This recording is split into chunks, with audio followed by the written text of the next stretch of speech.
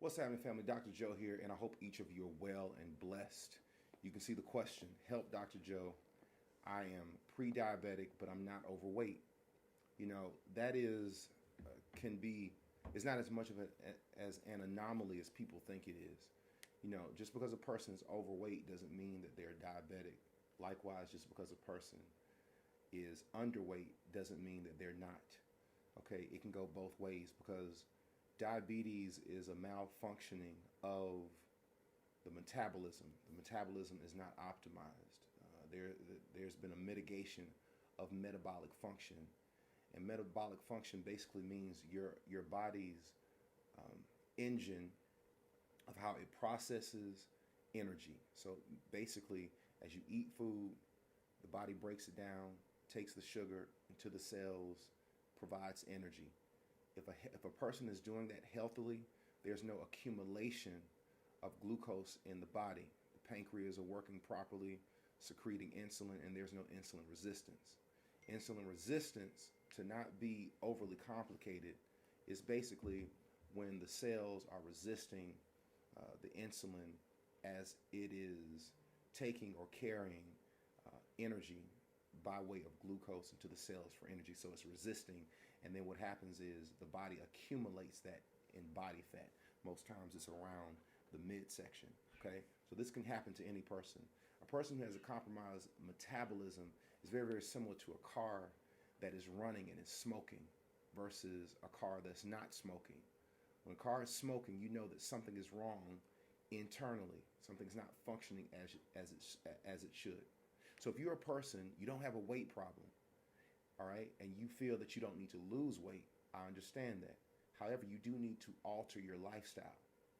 These three things will help remedy the issue that you're having, especially for those of you who are pre-diabetic and even individuals who are diabetic.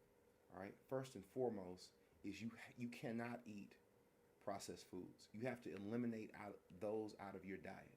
You cannot eat crackers. You cannot eat cookies, cakes. All of those things are taxing, all right, the necessity of insulin being released. It's also increasing your insulin resistance. So the more of that stuff you eat, the worse your pre-diabetes is going to be, and the quicker you're going to be to full-blown diabetes. And the higher levels of glucose or blood sugar that's going to be in the blood over time. All right, high levels of blood sugar is a byproduct of a malfunctioning pancreas not secreting enough insulin, and as well as the development of insulin resistance. So when the cells are resisting the insulin and the glucose molecules, and there's accumulation of body fat, glucose levels increase in the blood. So you have to get away from processed foods, cookies, cakes. But let me tell you the number one most abused processed food there is that people don't view as processed. That's bread. Okay? Bread is probably the most consumed processed food there is. It is very nefarious on the body. It is negative for individuals who are pre-diabetic and diabetic. And it's optimally something that most of us should never even consume. So you have to avoid processed foods altogether. All right. The second thing is, if you're pre-diabetic, you have to exercise daily. Why? When you're exercising, it's causing you to become more insulin sensitive, which is the difference or the antithesis of insulin resistance. Insulin resistance is when the molecules by way of insulin is resisted, and the body has to keep producing more insulin, and the pancreas burn out, and then you have diabetes. But insulin sensitivity is when the cells receive the blood sugar or the glucose molecules, use it as energy. That's what you want. To sensitize yourself to energy molecules, you have to exercise. Whenever you're seeing people saying, hey, you can lose weight, you can change your life, and you're not working out, run for the hills. We were made to move. Every person who's ever gone to a doctor and the doctor tells you that you have diabetes and you need to take this insulin, and they do not tell you the importance of diet and exercising daily, has done you a great disservice. Daily exercise literally reverses the need of insulin as well as over time with other lifestyle changes, will help you to cure yourself and to get to healthy A1C levels and go in the opposite direction. Eliminate all processed foods, working out daily on a daily basis. But the third thing is weekly fasting, meaning that one day out of the week, I'm not eating any food. I'm only eating what? Drinking water, no calories. Okay? Now, what happens with that? What happens when you're fasting? After about 10 hours, the body begins to pull glycogen from the liver and from the muscles. The glycogen are the stores that comes from the consumption of carbohydrates.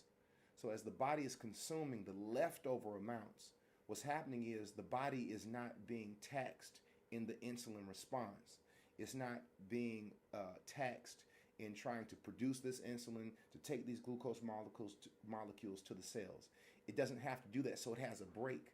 Now, if you were working 7 days a week, giving 100% effort, and you did it 52 weeks out of the year, versus if you worked 6 days a week, giving it all you had and taking 1 day off, which person is going to last longer?